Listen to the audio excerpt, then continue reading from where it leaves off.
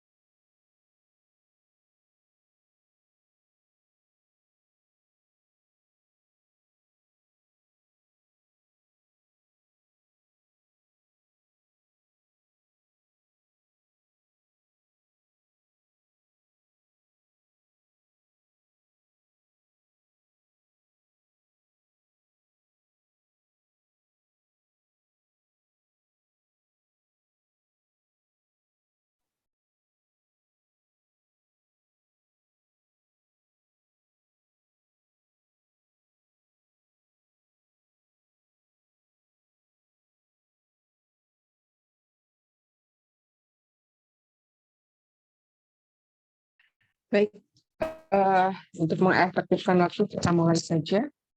Mohon di-on-kan kameranya meskipun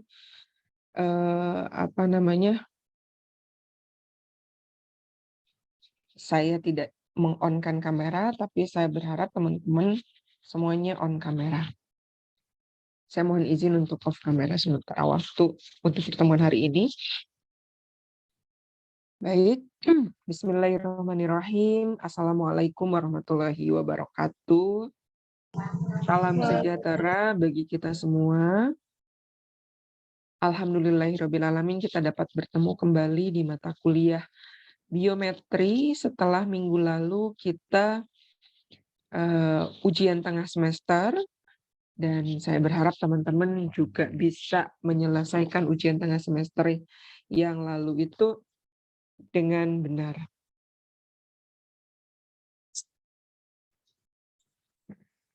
Kemudian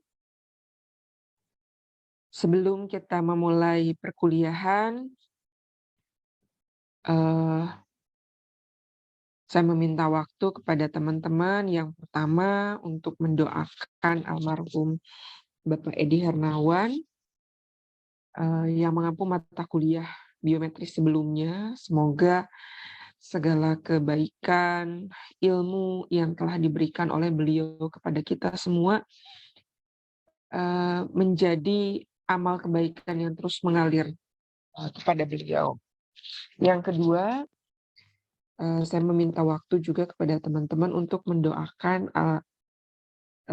ibundanya Parian yang sedang sakit. Semoga penyakitnya segera diangkat oleh Allah Subhanahu wa taala, segera diberikan kesehatan, kepulihan kembali, dan untuk keluarga Parian dan keluarga yang lainnya yang menjaga, diberikan kesehatan dan kekuatan serta kesabaran dalam merawatnya.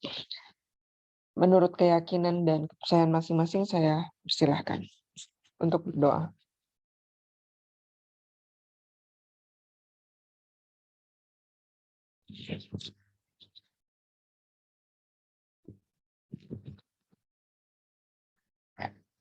Terima kasih. Baik. Minggu lalu teman-teman sudah mengikuti ujian tengah semester ya di kelas ini. Kemarin menjawabnya dengan rancangan percobaan apa?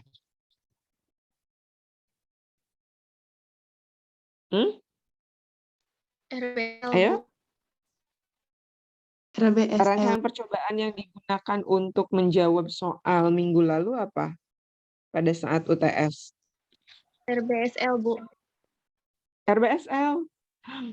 Oh. Ada yang bukan RBSL? RAK, Ibu. RAK, Bu. Ibu. Ada dua ya, ada RAK sama RBSL. Nah, yang tepatnya yang mana? RAK atau RBSL? RBSL atau RAK?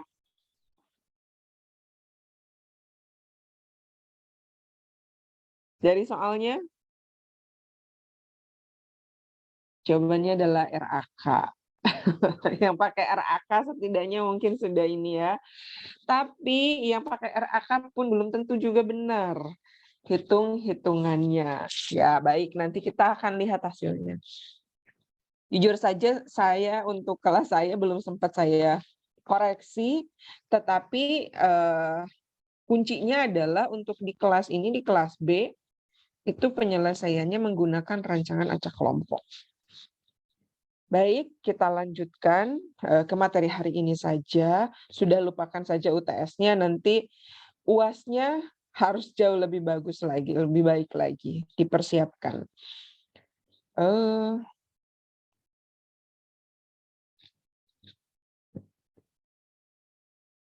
Muncul. Sudah muncul? Belum? Belum, Bu. Belum, Bu. Oke, baik.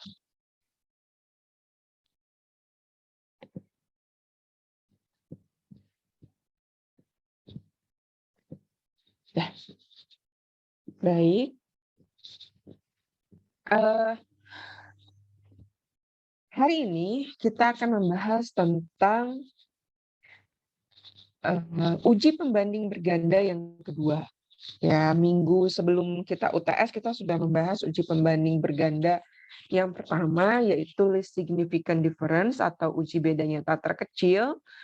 Dan hari ini kita akan membahas tentang Honestly Significant Difference Test Method atau uji HSD. Nah, uji HSD ini biasa juga disebut sebagai uji beda nyata jujur atau BNJ. Uji HSD merupakan suatu prosedur uji lanjutan yang pada prinsipnya sama dengan uji LSD. Jadi pada dasarnya HSD itu sama dengan uji LSD, tetapi yang membedakan adalah tabelnya, tabel yang digunakan. Kalau di dalam uji LSD, kita menggunakan tabel T-tabel, tapi kalau di dalam uji HSD, kita menggunakan key to key, gitu ya, key to key. Nah, kemudian yang selanjutnya, uji LSD yang sudah kita bahas sebelumnya ternyata memiliki kelemahan dalam membandingkan satu perlakuan dengan perlakuan yang lain, yaitu dia tidak bisa digunakan untuk menguji semua kombinasi pasangan nilai tengah perlakuan tanpa adanya kontrol. Kalau teman-teman masih ingat, dalam uji LSD, kita hanya membandingkan antara kontrol dengan perlakuan 1, kontrol dengan perlakuan 2, kontrol dengan perlakuan 3. Tidak ada kombinasi nilai tengah perlakuan. Gitu ya. Artinya harus ada kontrolnya. Karena yang jadi patokan pembandingnya adalah kontrol. Nah, maka uji HSD ini merupakan alternatif untuk melakukan pengujian pembandingan tanpa kontrol. Gitu. Jadi kita bisa membandingkan seluruh nilai tengah perlakuan tanpa harus adanya kontrol. Contoh, kita langsung ke penerapannya saja. Suatu penelitian budidaya ikan gurame telah dilakukan di kolam pusat percobaan. Jumlah kolam yang digunakan itu sebanyak 11 kolam dengan luas masing-masing kolam 100 meter persegi. Nah, berarti di sini ada berapa plotnya? Di sini sudah ditentukan plotnya. Ada berapa plotnya?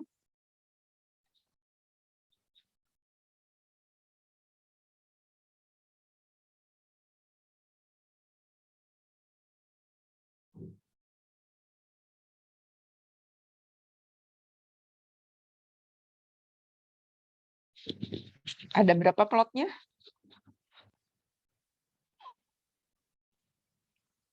Ada yang bisa menjawab?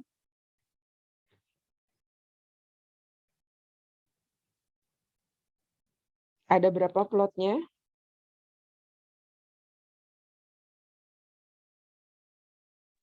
11, Ibu. Ada 11, betul. Ya. Berarti di sini ada 11 plot percobaan berupa kolam ikan yang luasnya 100 meter persegi. Kemudian terdapat 3 perlakuan. Di sini sudah jelas ya, ada 3 perlakuan. Perlakuannya seperti apa? Perlakuan tentang padat penebaran ikan gurame. Perlakuan A dengan padat penebaran 37 ekor, perlakuan B 74 ekor, dan perlakuan C 148 ekor. Nah, dari ketiga perlakuan ini, menurut Anda, adakah yang dapat dijadikan kontrol atau adakah perlakuan kontrol di sini?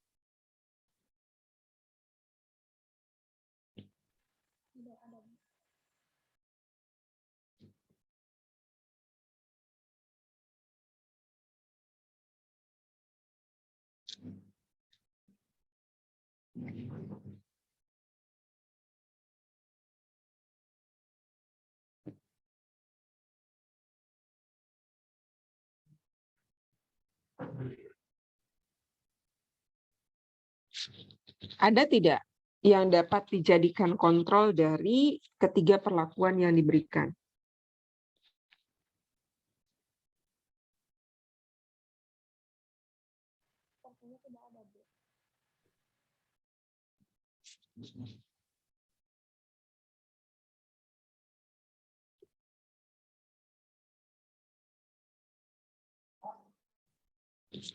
Ada tidak?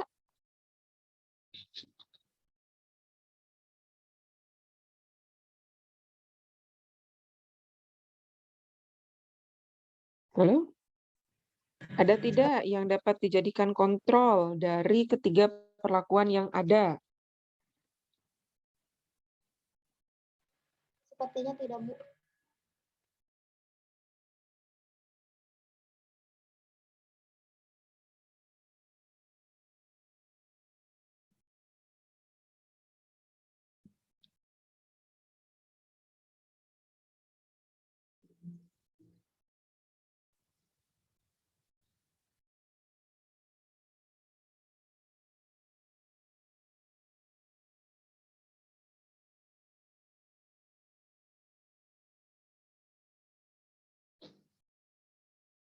Halo? Ada tidak? Coba dibaca, dari 3 perlakuan ini ada nggak yang bisa dijadikan kontrol? Izin menjawab, Bu. Iya, silakan. Kalau menurut saya mungkin tidak ada, Bu. Tidak ada, betul ya, memang tidak ada. Kenapa tidak ada? Karena masing-masing mempunyai perlakuan yang berbeda-beda, mungkin seperti itu, Ibu. Ya, karena di sini tidak ada yang dijadikan patokan atau standar penebaran ikan gurame. Dan biasanya bentuk perlakuan kontrol itu adalah bentuk perlakuan yang tidak diberikan sama sekali. Misalnya, atau bukan tidak diberikan sama sekali ya, sama dengan tidak diberikan perlakuan. Misalnya kita mau melihat pemberian pupuk terhadap tanaman cabai. Nah, kontrolnya tidak diberikan pupuk, begitu kan? Nah, di sini tuh tidak ada. Berarti tidak ada yang dapat dijadikan kontrol karena kita juga belum tahu, bukan tidak tahu, belum tahu mana yang dapat dijadikan standar untuk penebaran, untuk padat penebaran ikan gurame. Baik. Nah, dari 3 perlakuan ini ternyata perlakuan A itu diulang 4 kali, perlakuan B diulang 4 kali, dan perlakuan C diulang 3 kali. Berarti jumlah perlakuannya tidak sama. Kenapa? Kenapa? Karena plot percobaannya juga hanya ada 11. Dan yang diulang 3 kali itu hanya perlakuan C. Ingat, di materi-materi awal, ada juga hal yang demikian. Berarti kalau lihat ini bisa diselesaikan menggunakan rancangan percobaan apa? Rancangan acak lengkap. RAL, Bu. Rancangan acak lengkap, betul.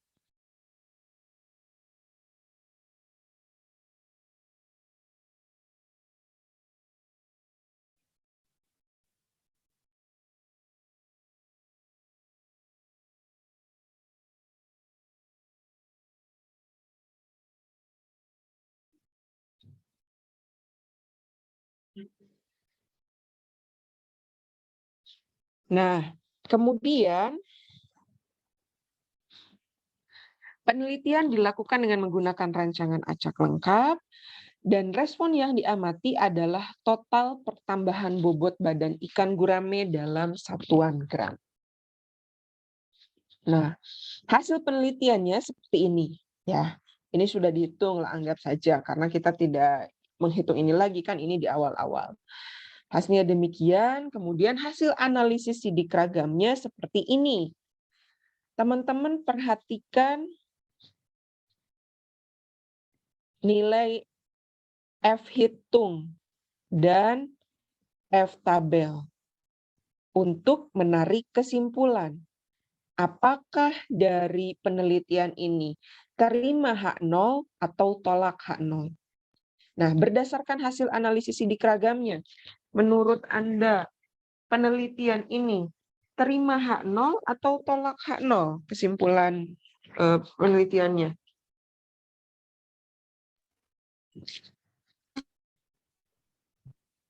Silakan.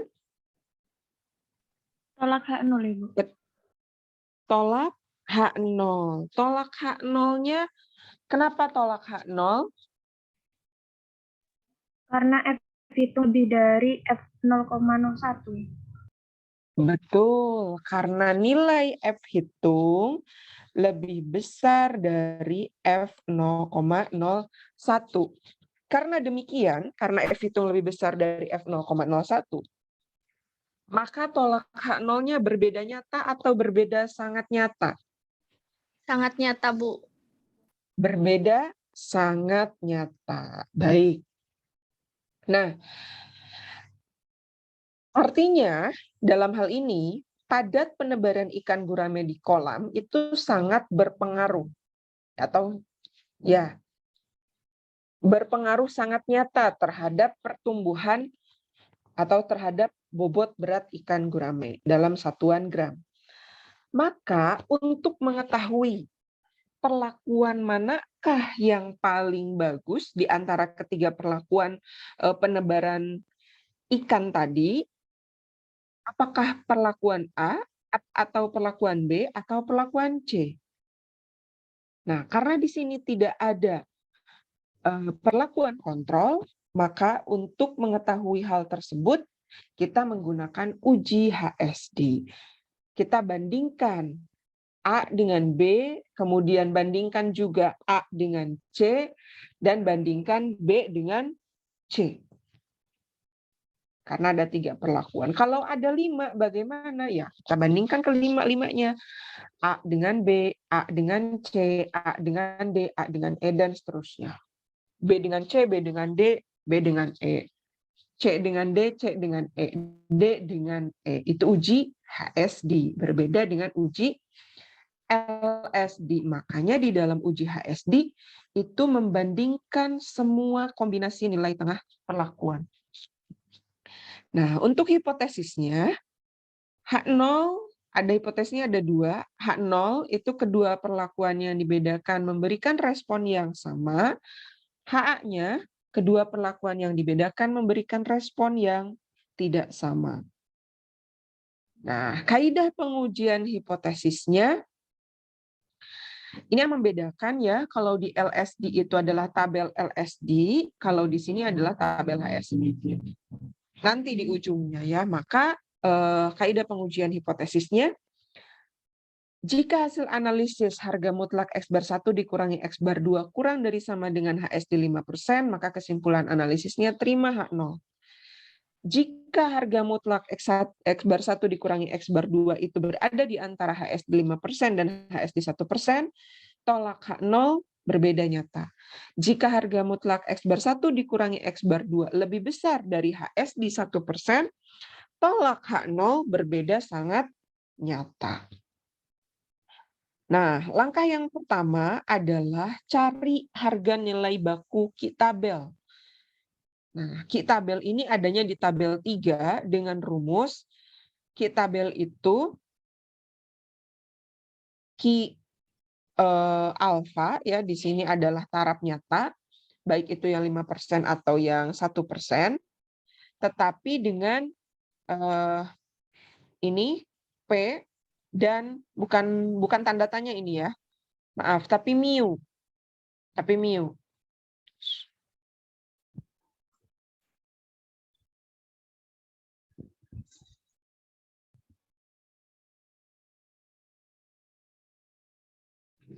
Nah, kemudian cari nilainya di sini, cari harga nilai baku Ki tabelnya dari tabel Hanafa tadi kita menemukan P-nya di sini adalah perlakuan. Berapa perlakuannya? Kan 3 ya. Ada perlakuan A, perlakuan B, dan perlakuan C.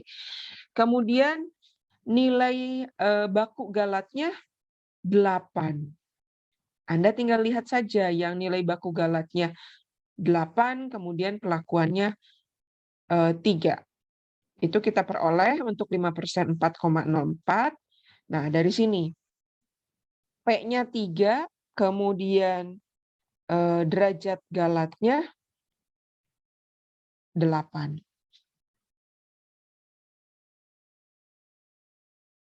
Nah, untuk melihatnya di tabel 3, lihat P-nya 3, kemudian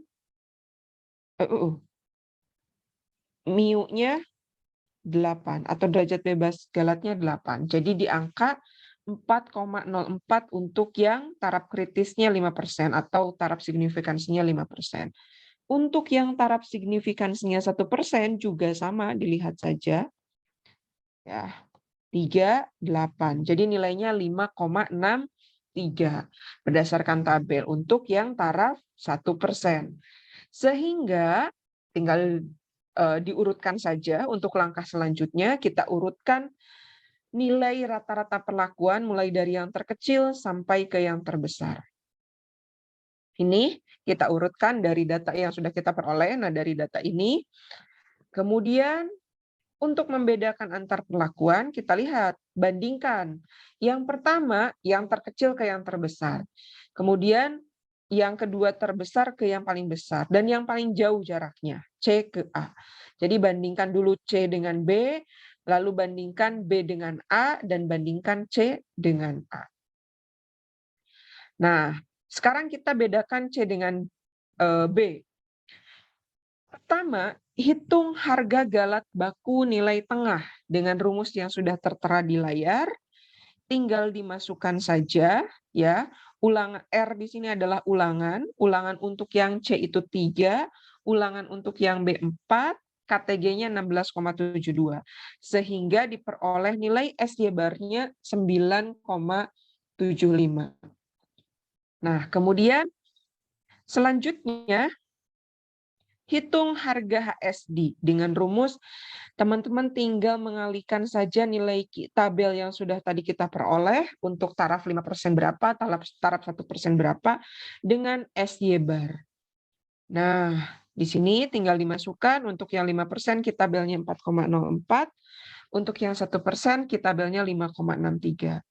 SY bar-nya sama 9,75 sehingga diperoleh HSD untuk alfa 5% 39,37, untuk yang 1% 54,89.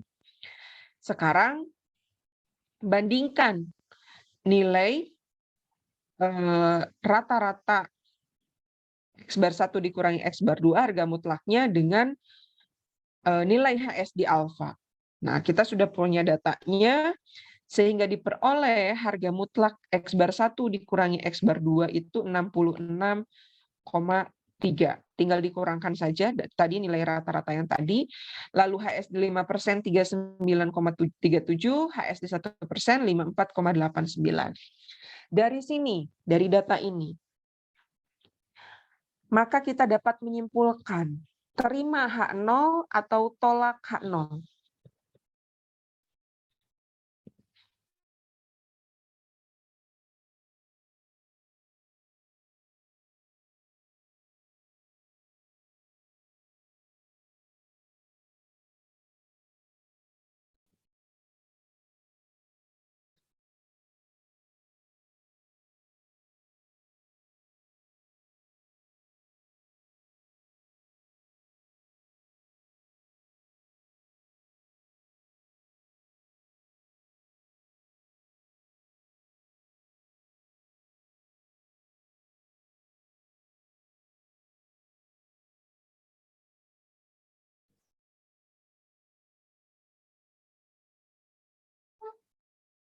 Tolak H0, Ibu. Apa? Tolak H0. Tolak H0, betul. Tolak H0-nya Berbeda nyata atau berbeda sangat nyata? Beda Beda sama berbeda Berbeda sangat sangat nyata. Kenapa? Kenapa berbeda sangat nyata?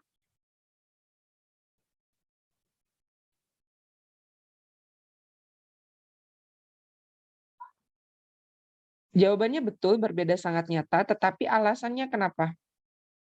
Karena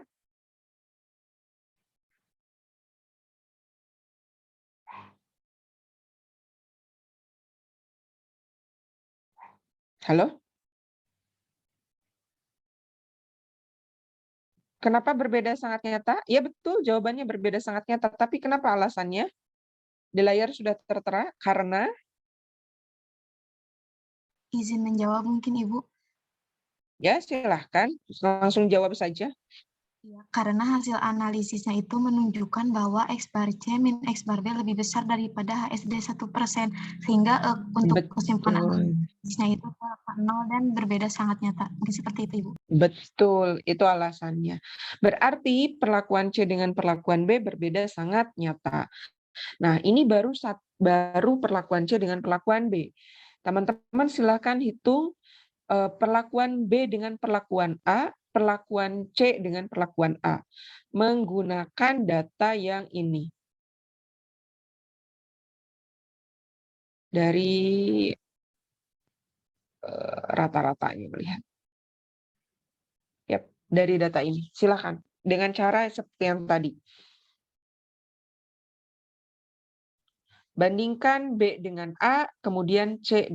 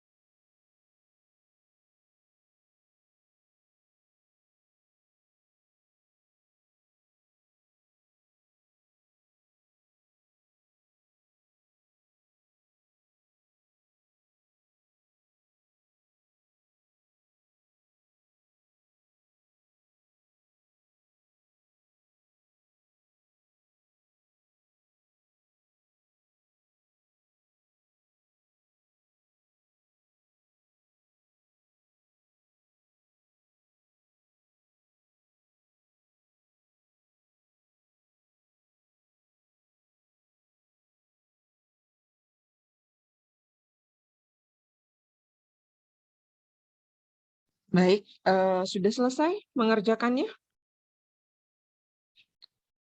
B dengan A hasilnya seperti apa?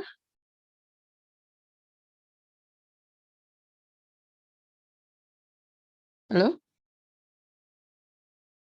C dengan B, tadi kita bandingkan hasilnya berbeda sangat nyata.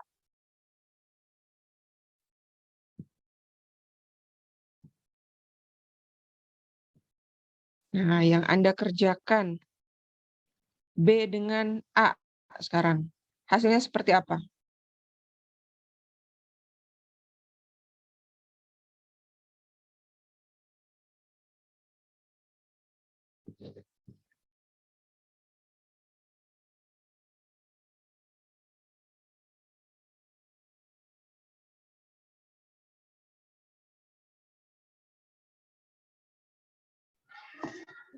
Kalau saya tidak terdapat perbedaan, Bu, trim HO.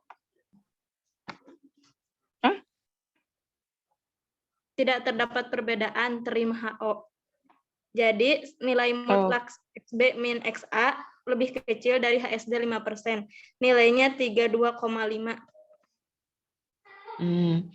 Kalau yang lain? Saya sama Ibu, sama seperti Kulsum. Saya sama juga seperti Kulsum. Oh, berarti tadi yang tadi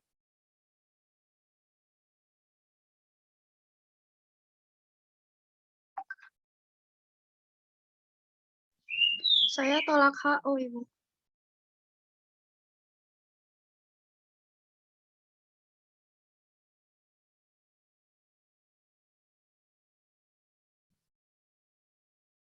bentar. Oke. Berarti yang tadi ini bukan berbeda sangat nyata antara B dengan A. Sangat nyata, Ibu. Sangat nyata, Bu, saya dapatnya, Bu. Oke, coba dicek kembali. Berbeda terima HO atau tolak H0? Terima H0 atau tolak H0? Dicek kembali.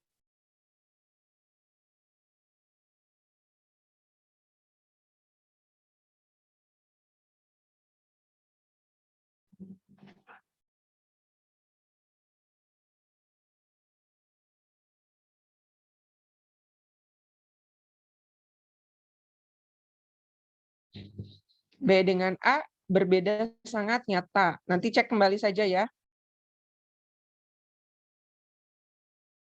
Oke. Mungkin ada yang berbeda, tadi ada yang tolak H0, sekarang, yang terima H0. C dengan A, berbeda nyata, berbeda sangat nyata, atau tidak ada perbedaan? Sangat nyata, Ibu. Beda sangat nyata. Berbeda sangat nyata.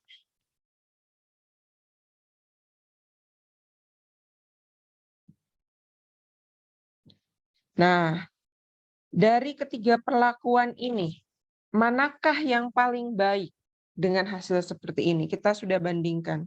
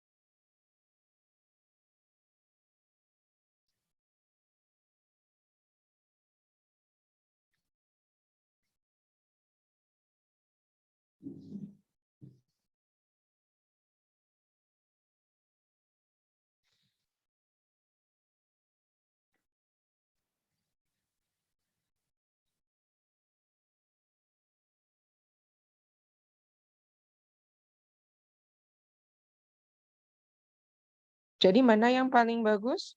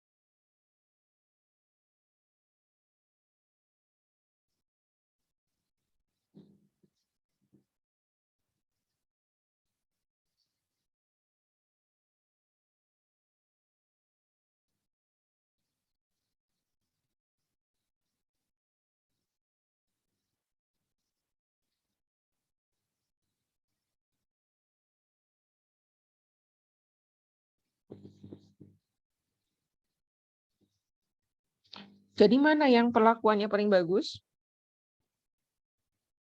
Perlakuan C, perlakuan B, perlakuan A. Karena ternyata C dengan B berbeda sangat nyata, B dengan A berbeda sangat nyata, C dengan A berbeda sangat nyata. Mana perlakuan mana yang paling bagus dari ketiga perlakuan?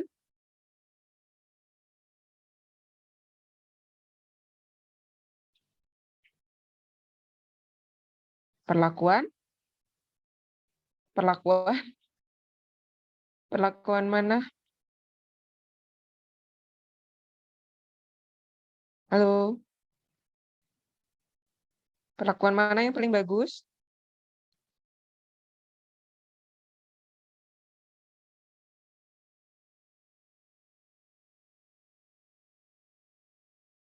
Perlakuan A. Ada yang tahu nggak kenapa perlakuan A yang paling bagus? Sekalipun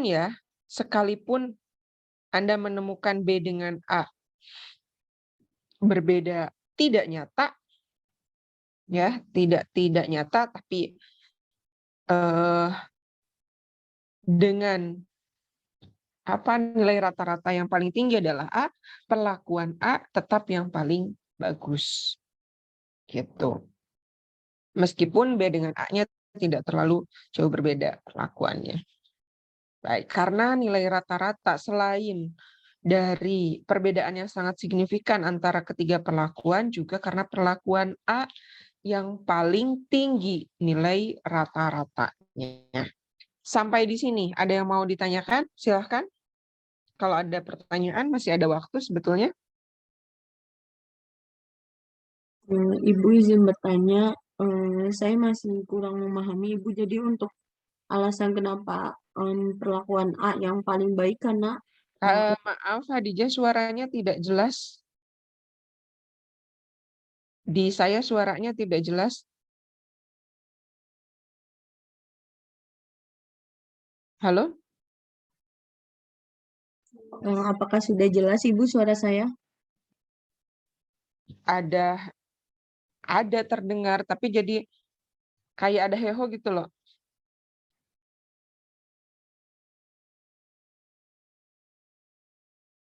Coba lagi. Oke, lewat chat saja.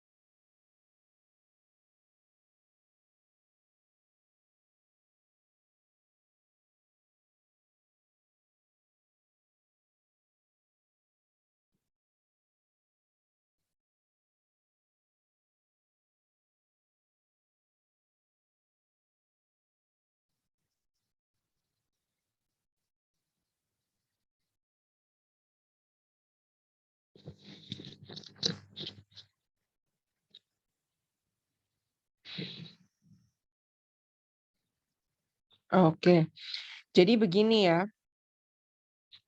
Nah, kenapa perlakuan A yang paling baik? Teman-teman lihat lagi flashback ke sini. Perlakuan ini, ya, nilai rata-rata perlakuan yang sudah kita peroleh diurutkan dari yang terkecil sampai ke yang paling besar. Ketika kita membandingkan antara perlakuan C dengan perlakuan B, berbeda sangat nyata. Kalau berbeda sangat nyata, berarti yang paling berpengaruh yang mana? Yang memberikan pengaruh. Apakah yang rata-ratanya paling kecil atau yang rata-ratanya paling besar? Tentu yang rata-ratanya paling besar. Berarti perlakuan B itu lebih baik dari perlakuan C. Adapun misalkan pertanyaan, kan perlakuan C diulang 3 kali. Gitu. Tapi kan masih ingat, meskipun diulang 3 kali, pembaginya kan tetap sama. Gitu. Kemudian teman-teman bandingkan antara B dengan A.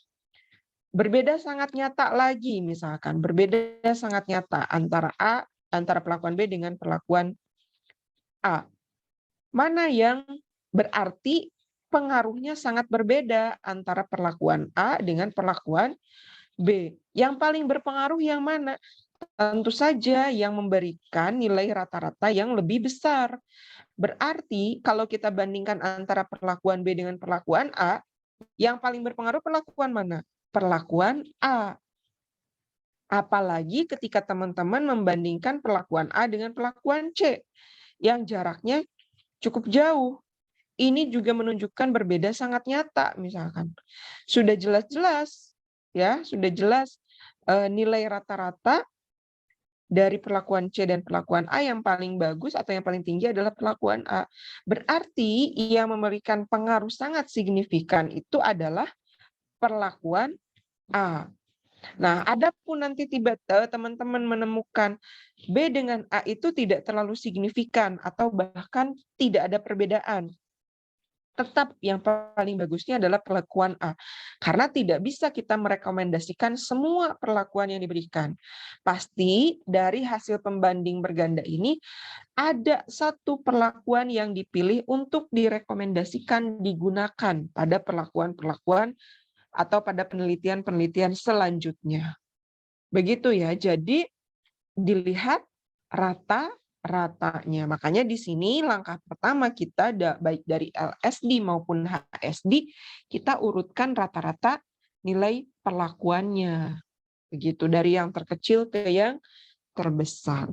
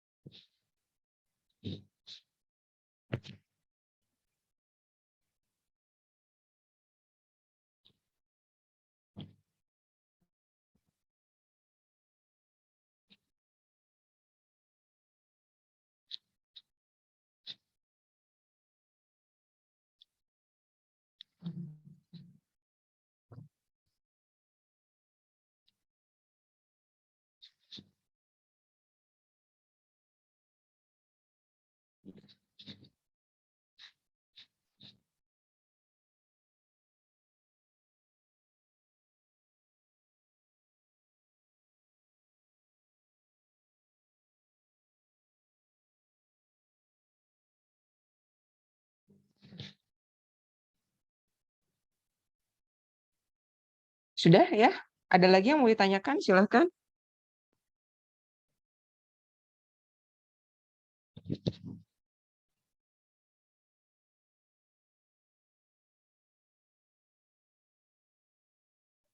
Silahkan, kalau ada yang ditanyakan lagi atau sudah cukup?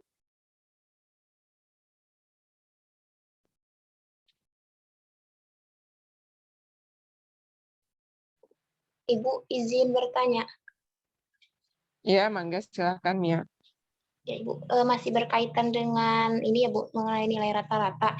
Nah, apakah kalau misalnya kita sudah mengurutkan ya nilai rata-rata dari yang terkecil ke yang terbesar. Nah, terus tadi kan Ibu sempat bilang bahwasannya memang untuk LSD dan HSD ini yang diperhatikannya itu kan nilai rata-rata. Nah, kalau misalnya kita tidak melakukan uji tadi yang untuk untuk perbandingan setiap kombinasi perlakuannya itu kan untuk misalnya ke A ke B, A ke C, nah seperti itunya, apakah kita bisa memprediksi gitu Bu? Jadi langsung memprediksi saja berarti yang perlakuan yang direkomendasikan itu yang nilai rata-ratanya yang terbesar gitu Bu, tanpa melakukan uji tadi yang mencari X bar dikurang X bar A dikurangi X bar B misalnya lebih besar atau lebih kecil dari HSD-nya gitu Bu. Ini mungkin sepertinya Mia entah di headset saya mungkin ya, jadi terdengar tapi kayak tidak jernih begitu. Boleh di chat saja atau mau diulangi silahkan. Intinya menentukan apa? Pertanyaannya boleh diulangi Mia.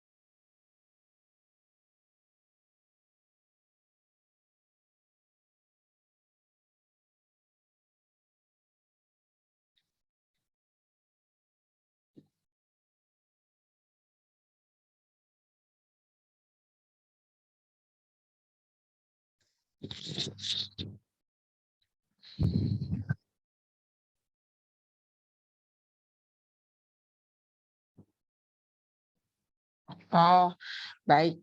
Ya, tetap harus dilakukan, tetap harus tetap harus dilakukan proses yang tadi, meskipun memang kita bisa memprediksi dengan rata-rata ini. Kalau hanya sebatas prediksi, ya bisa dengan cara memprediksi.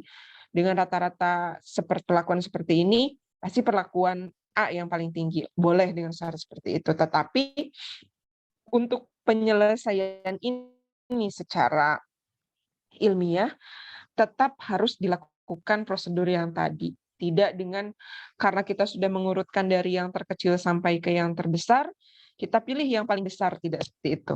Ya, tetap harus dilakukan ya Mia, meskipun rata-rata yang paling besar atau rata-rata perlakuan yang paling besar itu identik dengan perlakuan yang paling bagus. Begitu. Baik Ibu, terima kasih banyak. Oke. Yang lain ada pertanyaan lagi? Silahkan.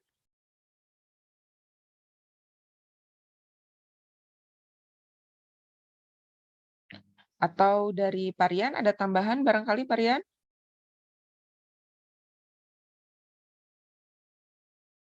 Oh, sudah ini sepertinya.